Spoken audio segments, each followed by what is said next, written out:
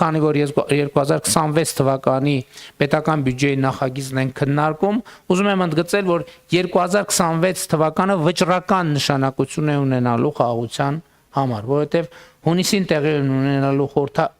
հերթական խորհրդարանական ընտրություններ եւ այդ ընտրությունները ըստ էության ունեն մի առանցքային հարց, որի պատասխանը պետքա տրվի եւ Հայաստանի Հանրապետության ժողովուրդը իր ընտրությամբ պետք է տեր կանգնի խաղաղությանը։ Սա ըստ էության այդ առաջիկա ընտրությունների առանցքային քաղաքական իմաստը եւ նպատակն է, համենայն դեպս կառավարության տեսակետից, բայց ոչ միայն կառավարության տեսակետից։ Պիտի ընդգծեմ, որ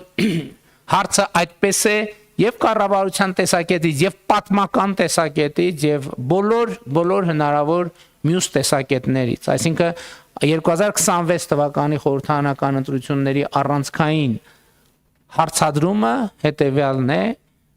կամ անհրաժեշտությունը հետեւյալն է Հայաստանի Հանրապետության ժողովուրդը իր ընտրությամբ պետք է տեր կանգնի խաղաղությանը։ Հակառակը Հայաստանը յետ գլորելն է կոնֆլիկտի եւ ֆորպոստի տրամաբանության մեջ, ուզում եմ ընդգծել, որ խաղաղությանը տեր կանգնելով Հայաստանի ժողովուրդը տեր կկանգնի նաեւ իր անկախության այս նորընծա մակարդակին, իր ինքնիշխանությանը, իր պետությանը եւ ես հիմա խուսափում եմ ասել դեր կկանգնի նաեւ իր ապագային, որովհետեւ կարծում եմ, որ ապագան հիմա է։ Մենք հիմա սովորաբար ապագան ընկալում ենք որպես ինչ որ հեռավար մի բան, բայց նաեւ ուզում եմ վերադառնալով, քանի որ ընտրությունների կոնտեքստում եմ հարցը դիտարկում, 2021 թվականին մենք ընտրություններին կառավարող քաղաքական ուժը ընտրություններին մասնակցեց ապագա կարգախոսով։ Հիմա մենք այսօր ապրում ենք այդ ապագայի մեջ։ Էսա այդ ապագան, որի մասին մենք խոսում ենք, հարգելի գործընկերներ։ Ապագան այլևս վաղը չէ։ Եվ իմիջիայլոց շատ հետաքրքիր է, որ այդ կարգախոսը երևի ինտուիտիվ ճիշտ է ձևակերպվել։ Կարգախոսը նրա մասին չէր, որ ապագա լինելու է։ Ապագա կա եւ ապագան կա այն ժամանակ ինչ որ իմաստով սպասվող այսօր ներկա, այսինքն ապագան այսօր է եւ շատ կարեւոր եմ համարում, որ մենք ապագայի հետ կապված մեր ընկալումները փոխենք, որ եւ հասկանանք, որ ապագան այլևս հեռավոր որոշակի կասկածելի երևույթ չի։ Ապագան մեր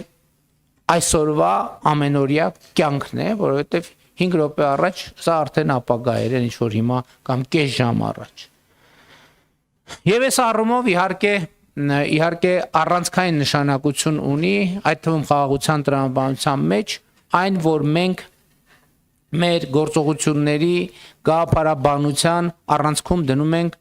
պետականությունը եւ պետությունը, որովհետեւ պետականությունը եւ պետությունը առանցքային նշանակություն ունեն, այդ թվում խաղաղության օրակարգի սպասարկման, բայց նաեւ պետության ֆունկցիան շատ կարեւոր է ճշգրտել եւ այս ընթացքում իրական Հայաստանի գաղափարախոսությամբ մենք ճշգրտել ենք նաեւ այդ ֆունկցիան, որովհետեւ հնչած թե չհնչած, ձևակերպված թե չձևակերպված, մեր իրականության մեջ այդ հարցը գոյություն ուներ։